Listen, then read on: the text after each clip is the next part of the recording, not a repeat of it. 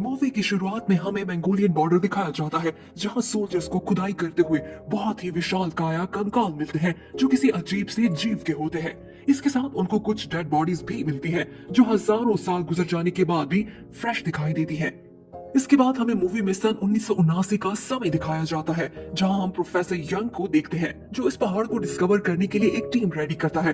फिर हमें एक यंग सोल्जर हुबाई दिखाया जाता है जो यहाँ काफी समझ से काम कर रहा होता है। उसके साथ और भी सोल्जर्स यहाँ काम करते हैं और यहाँ काम करना इतना मुश्किल होता है कि थकावट के कारण कई बार सोल्जर्स बेहोश हो जाते हैं और उन सब की मदद करती है प्रोफेसर यंग की बेटी पिंक, जो कि एक मेडिकल ऑफिसर होती है। हुबाई और पिंग यहाँ काफी समय से होते हैं, इसीलिए दोनों एक दूसरे को पसंद करने लगते हैं और हुबाई को लगता है कि शायद वो पिंग को पिछले जन्म से जानता है। एक दिन सभी लोगों को एक बहुत विशाल काया क्रीचर का सर मिल जाता है। उसे निकालते ही अर्थक्वेक आने लगता है और अचानक केव में बहुत बड़ा एक्सप्लोसिव होता है, जिसके कारण कई लोग मर जाते हैं। फिर हम कमांडर हेंजो यांग को देखते हैं जो अपनी टीम के लोगों के साथ आगे बढ़ता है क्योंकि उन्हें खतरा महसूस होता है और वो हमले के लिए तैयार होते हैं। तभी उसे पता चलता है कि सर्वाइवर्स में से सिर्फ प्रोफेसर यांग और कुछ लोग हैं जो बच पाए हैं और एक्सप्लोसिव के द्वारा केव में एक रास्ता बन जाता है। कमांडर यांग प्रोफेसर के साथ सोल्जर की एक टीम बनाना चाहता है, लेकिन कोई भी सोल्जर इस डिस्कवरी में भाग नहीं लेता क्योंकि यहाँ जान का खतरा होता है। तभी पिंग अपने पिता का साथ देने के लिए रेडी हो जाती है और पिंग के साहस को देखकर हुबाई वॉलंटियर कर देता है। हुबाई का दोस्त सिंग सिंग भी आ जाता है और इस तरह से इस केव की खोज लगाने के लिए एक सोल्जर की टीम तैयार हो जाती है जिसे प्रोफेसर यांग लीड करता है। सभी लोग मिशन पर निकल जाते हैं और डिमोलिश हुई कैव और सोल्जर्स की डेड बॉडी से होते हुए वो एक खाई तक पहुंच जाते हैं। सभी लोग एक एक करके इस खाई से नीचे उतरते हैं।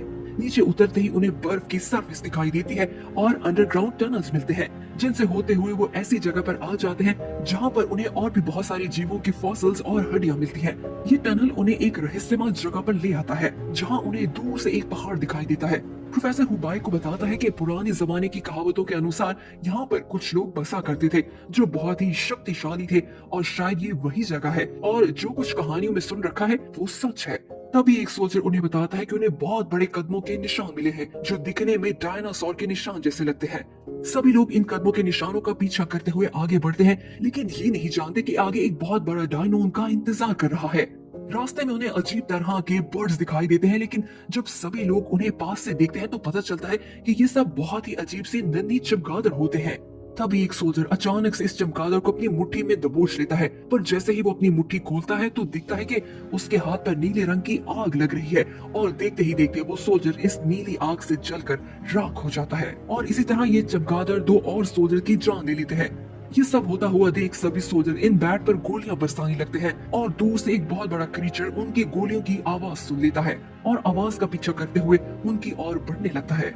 इस क्रीचर के मूव होने से एवालांच आ जाता है जिसमें फंसकर कई सोल्जर्स अपनी जान से हाथ धो बैठते हैं और यहाँ से भागते हुए ऐसी जगह पर आ जाते हैं जहाँ उनके पास जंप करने के सिवा और कोई चारा नहीं होता। ग्रुप के सभी लोग रस्सियों की मदद से इस खाई में कूद जाते हैं और तभी अचानक हुबाई और पिंग एक बर्फीली चट्टान के कारण हवा में लटक जाते हैं और उनकी रस्सी टूट जाती है जिससे वो गहरी अंधेरी खाई में गिरते हुए दिखाई देते हैं। अगले सीन में हमें दिखाया जाता है कि पिंग और हुबाई जिंदा बच जाते हैं। हुबाई इस बात को लेकर हैरान दिखाई देता है कि आखिर वो जिंदा कैसे बच गए। ग्रुप में सिर्फ 4 लोग बच जाते हैं जिनमें हुबाई, पिंग, प्रोफेसर और शिंग शिंग होते हैं। इसके बाद चारों बचा कुचा सामान इकट्ठा करते हैं और यहाँ से निकलने की कोशिश करते हैं। कुछ समय बाद वो एक बहुत बड़ी गुफा में आ जाते हैं जिसके सेंटर में उन्हें एक विशाल टावर दिखाई देता है।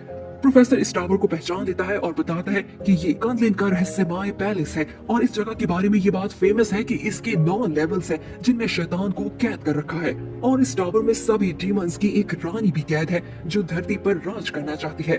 प्रोफेसर अपने घुटनों के बल बैठ जाता है और इस मंदिर की कैंडल को जला देता है जिससे आग निकलती हुई टावर को लपेट में लेती है और बहुत सारे अजीब से चमगादड़ इसका घेराव कर लेते हैं। प्रोफेसर, पिंग और हुबाई दोनों को टावर के अंदर भेज देता है जहां उन्हें एक अजीब सी रोशनी नीचे आती हुई दिखाई देती है और देखते ही देखते पूरी केव बहुत सारे क्रीचर से भरने लगती है। शिंग शिंग इस कैंडल को बुझा देता है क्योंकि उसे लगता है कि शायद हमने नर्क का दरवाजा खोल दिया है, पर शिंग शिंग के ऐसा करते ही टावर निष्ठ होने लगता है और वो चमगादड़ इन पर हमला करने लगते हैं। बाकी सभी लोगों की जान बचाने के लिए शिंग शिंग खुद की कुर्बानी देता है और चमगादड़ के हमले का शिकार हो जाता है ताकि उनका ध्यान बटाया जा सके और बाकी लोगों को बाहर निकलने का मौका मिल जाए। टीम के बचे हुए लोग इस केव से बाहर निकलने की कोशिश करते हैं। इसके बाद तीनों लोग एक एग्जिट पर आ जाते हैं जहां इन्हें एक वाटरफॉल दिखाई देता है। चमगादड़ इनके करीब आ जाते हैं। हुबाई इनका मुकाबला करता है, लेकिन उनमें से एक चमगादड़ हुबाई पर हमला करता है, जिससे उसके शरीर पर आग लगने लगती है। पिंक ये देखते ही हुबाई को पानी में धकेल लेती है और तीनों पानी में कूद जाते हैं, जिससे आग बुझ जाती है। पानी के अंदर हुबाई पिंक को ढूंढ लेता है और दोनों एक दूसरे के करीब आ जाते हैं। तभी एक सी क्रीचर आकर पिंक को अपने साथ ले जाता है। ये देखकर हुबाई का दिल टूट जाता है और वो पानी से निकलकर बेस की ओर वापस आ जाता है। कमांडर हुबाई को बताता है कि इस मिशन में सिर्फ वो अकेला ही बच पाया है और सभी सोल्जर्स की डेड बॉडीज मिल गई हैं, सिवाय पिंक और उसके पिता की बॉडी के। अपनी प्रेमिका को खोने के बाद हुबाई किसी को बताए बिना सब कुछ छोड़ छाड़ कर ट्रेन के द्वारा घर वापस आ जाता है। स्टेशन पर उतरते ही हुबाई को नया एम्प्लॉयर मिस्टर विंग मिलता है, जो इसे लाइब्रेरी में लाइब्रेरियन की जॉब देता है और इसके बाद हुबाई अपनी जिंदगी शांति से जीने लगता है। कुछ समय बाद हुबाई को एक बार फिर उसका पुराना दोस्त किशान मिल जाता है, जो इस बार में एंटरटेनर की जॉब करता है। इसके बाद हमें दिखाया जाता है कि हुबाई को लाइब्रेरी में प्रोफेसर यिंग की लिखी हुई एक बुक मिल जाती है, जिसमें उसने सभी टावर्स के बारे में एक्सप्लेन किया होता है। हुबाई को पता चलता है कि प्रोफेसर यंग इन टावर्स के बारे में पहले से ही जानता था और सारी इंफॉर्मेशन की कड़ियां मिलाने पर हुबाई को पता चलता है कि वो और पिंग मिलकर ही इस पोर्टल को खोल सकते हैं। इसी कारण प्रोफेसर ने उन्हें उस डीमन टावर को एक्टिवेट करने के लिए भेजा था। दूसरी ओर हम देखते हैं कि कमांडर यंग को एक गुफा में एक कॉफिन मिलता है, जिसमें से उन्हें एक जीवित महिला मिलती है जो हूबहू पिंग की तरह दिखाई देती है। सोल्जर उसे शिरली का नाम देते हैं और उसे कड़ी सुरक्षा में रखा जाता है, क्योंकि इस महिला की बॉडी को बहुत ही खतरनाक शक्तियों ने घेरा होता है, जिसके कारण एक रूम में कैद रखा गया होता है। कमांडर की टीम को प्रोफेसर यिंग भी मिल जाता है, जिसे वो हेडक्वार्टर तक ले आते हैं। इसके बाद मूवी में 3 साल का समय गुजार दिया जाता है, जहां हमें दिखाया जाता है कि चाइना के ऑयल सिटी में एक मॉन्स्टर ने हमला कर दिया है, जिसके कारण काफी तबाही मची है। जब ये बात प्रोफेसर को पता चलती है तो वो ये अंदाजा लगाता है कि शायद उस डीमन टावर के कारण स्पेस और टाइम में एक पोर्टल ओपन हो गया है, जिसमें से डायनो निकलकर बाहर आ रहे हैं और धरती पर तबाही मचाने लगे हैं। प्रोफेसर आर्मी के हेडक्वार्टर से चोरी छुपे बाहर निकल आता है ताकि इस सिचुएशन के बारे में जानकारी ले सके। दूसरी ओर हुबाई के कंधे पर जो घाव लगा था उसके स्कैन्स कुछ अजीब से आते हैं और एक दिन वो लाइब्रेरी में बैठा काम कर रहा होता है, तभी अचानक उसके शोल्डर से नीली आग निकलने लगती है और देखते ही देखते हुबाई में हैरान कर देने वाली शक्ति आ जाती है, जिससे वो अपने दोस्त और उसके आसपास पड़े सभी फर्नीचर को हवा में उड़ाने लगता है। थोड़े समय बाद मिस्टर वैंग वहाँ आ जाता है। वो इस सिचुएशन को कंट्रोल कर लेता है और हुबाई को बताता है कि वो इन शक्तियों के बारे में जानता है और बैट के काटने से एक ऐसी पावर उसमें आ गई है जिसका इस्तेमाल करने से उसे नर्क में जाना पड़ सकता है। हुबाई ये सुनकर हैरान हो जाता है कि मिस्टर वैंग को ये सब कैसे पता है। वो मिस्टर वैंग को इसके बारे में पूछने ही लगता है। तभी अचानक मिस्टर वैंग अपनी शक्तियों का इस्तेमाल करते हुए इस लाइब्रेरी को एक टोम में बदल देता है और अपनी पहचान करवाता है कि वो प्रिंस ये है जो इसका पूर्वज है और हजारों सालों से डीमंस को कैद कर रहा है और उसने उन क्रीचर्स को कैद करने के लिए अपनी ही बॉडी को एक मकबरे में बंद कर दिया था और उनमें से कई डीमंस ने इंसानों का रूप ले रखा है और इस बार वो तुम्हारे पीछे है, क्योंकि तुम ही वो व्यक्ति हो जो इस टावर को ओपन कर सकता है। दूसरी ओर शर्ली की मेमोरी वापस आने लगती है और वो हुबाई से मिलने की रिक्वेस्ट करती है।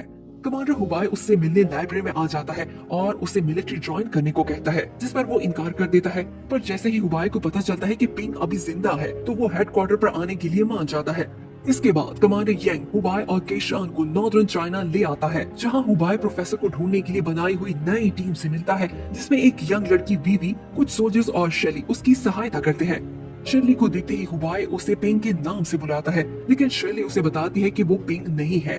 इसके बाद सभी लोग सामान लेकर रेगिस्तान का सफर शुरू करते हैं और ऊंटों पर बैठकर अपनी मंजिल की ओर बढ़ने लगते हैं।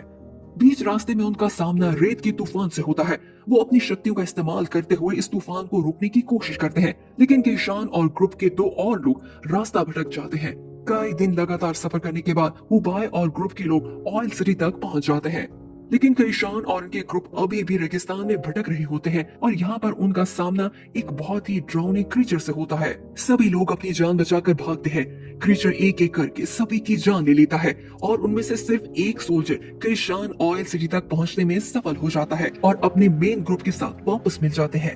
ये जानने के बाद टीम पर क्रीचर ने हमला किया। हुबाई उन्हें वापस जाने को कहता है, लेकिन टीम वापस मुड़ने से इनकार कर देती है और तभी उन्हें चारों ओर से क्रीचर्स की आवाज सुनाई देने लगती है और सभी अपने वेपन्स उठाकर डीमन से मुकाबला करने के लिए रेडी हो जाते हैं। अचानक एक क्रीचर उन पर हमला करने वाला होता है और सभी लोग बड़ी तेजी से उसका मुकाबला करते हैं और उसे मार गिराते हैं। तभी उन्हें दूसरा क्रीचर दिखाई देता है और जैसे ही वो पीछे मुड़कर देखते हैं तो पहले वाला गायब हो जाता है। इस बात का साफ मतलब होता है कि ये क्रीचर जादुई होते हैं और मरने के बाद फिर से जीवित हो जाते हैं। इस सब के होते हुए शर्ली एक स्कूल की बिल्डिंग में एंटर हो जाती है और हुबाई भी उसका पीछा करता है। अंदर एंटर होते ही हुबाई को बिल्डिंग की सीलिंग पर डेड बॉडीज लटकी हुई दिखाई देती है। इसके बाद हुबाई को एक टनल दिखाई देती है जिसका रास्ता प्रिंसेस के मकबरे तक जाता है। तभी अचानक एक क्रीचर हुबाई पर हमला कर देता है और उसे उछालकर जमीन पर मारता है, जिससे वो बुरी तरह घायल हो जाता है। इससे पहले कि ये क्रीचर हुबाई की जान लेता, अचानक शर्ली इसे रोक लेती है और कंट्रोल करते हुए उसे दूर जाने की आज्ञा देती है और हुबाई को अपनी शक्ति से उठाकर उस कॉफिन में लिटा देती है। तो दोस्तों, यहाँ हमें पता चलता है कि शर्ली भी इन शैतानों को जीवित करना चाहती है और इसलिए वो हुबाई का इस्तेमाल करती है। दूसरी ओर इस लोकेशन पर और भी बहुत सारे डीमंस आने लगते हैं और उन्हें चारों ओर से घेर लेते हैं और टीम के लोग बिल्डिंग्स में छुपकर इन डीमंस का मुकाबला रॉकेट लॉन्चर और सिल्वर की बनी गोलियों से करते हैं। लेकिन इन क्रीचर्स पर कोई असर नहीं होता और यहाँ सभी लोगों को रियलाइज होता है कि ये क्रीचर्स कितने ज्यादा खतरनाक हैं, जिन्हें मारना नामुमकिन है। अगले सीन में हम देखते हैं कि वीवी स्टैच्यू की तरह बिहेव करती है ताकि डीमन के वार से बच पाए। डीमन इस पर चिल्लाता है और वहाँ से चला जाता है। मौका पाते ही वीवी बिल्डिंग से बाहर निकल आती है और कृषान के साथ बस में इंटर हो जाती है, लेकिन वो क्रीचर वहाँ भी आ जाता है और उन पर हमला करने लगता है। दूसरी ओर हुबाई की आंख खुल जाती है और वो मदद के लिए चिल्लाने लगता है और तभी उसकी शक्तियाँ उसके शरीर के घाव को भरने लगती हैं। पर अचानक से वो टेलीपोर्ट होकर डीमन टावर वाली गुफा में पहुंच जाता है, जहाँ वो देखता है कि वो क्रीचर पिंक की बॉडी को डीमन क्वीन के हवाले कर रही है। यहाँ हुबाई को पता चलता है कि डीमन क्वीन ने पिंक की बॉडी को अपने वश में किया हुआ है। क्रीचर के जाते ही हुबाई डीमन क्वीन से मिलता है और उसे कहता है कि वो पिंक की जान बख्श दे, लेकिन क्वीन उसकी बात से इनकार कर देती है क्योंकि सिर्फ पिंक की बॉडी की मदद से ही वो पोर्टल को ओपन कर सकती है। क्वीन हुबाई से कहती है कि वो इस टावर को एक्टिवेट करने में उसका साथ दे, लेकिन हुबाई उसकी बात मानने से इनकार कर देता है और कहता है कि उसे ऑयल सिटी में वापस दोबारा भेज दिया जाए और कहता है कि शायद वो इसका कोई और रास्ता निकालेगा। क्वीन सरप्राइजिंगली हुबाई की बात मान जाती है और इसे वापस ऑयल सिटी में टेलीपोर्ट कर देती है। यहाँ पहुंचते ही हुबाई को पता चलता है कि कृषान और वीवी पर एक क्रीचर हमला कर रहा है। हुबाई रॉकेट लॉन्चर से इस पर निशाना लगाता है और इसे नष्ट कर देता है। तभी दूसरा क्रीचर हुबाई पर वार करता है, लेकिन शर्ली उसे बचा लेती है क्योंकि टावर ओपन करने में उससे उसकी जरूरत होती है। इसके बाद शर्ली हुबाई को अपनी बाहों में ले लेती है और बताती है कि वो इसके साथ सुरक्षित है। हुबाई ये बात जानता है कि पिंक कभी भी वापस नहीं आ सकती, इसलिए वो शर्ली को गन से 3 बार शूट करता है और उसकी जान ले लेता है। ऐसा करते ही सभी क्रीचर्स गायब होने लगते हैं और टावर टूटने लगता है। शर्ली ये बात स्वीकार कर लेती है कि सिर्फ वही है जो इसकी जान ले सकता है। ये कहते ही अचानक शर्ली मरने से पहले हुबाई को किस कर देती है और जमीन पर गिर जाती है।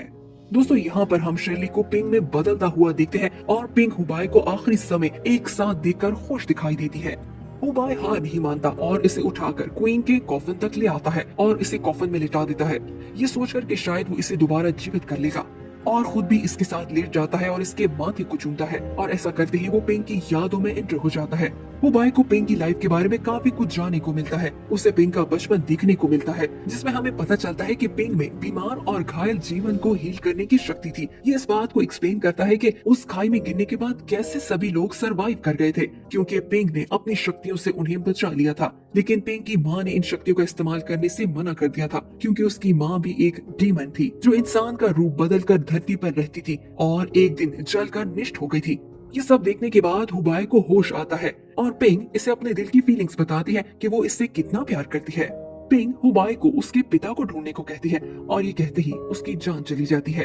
अगले सीन में काफी समय गुजार दिया जाता है, जहां हम हुबाई और उसके साथियों को देखते हैं जो पिंक की विश को पूरा करने के लिए उसके पिता की तलाश में निकलता है।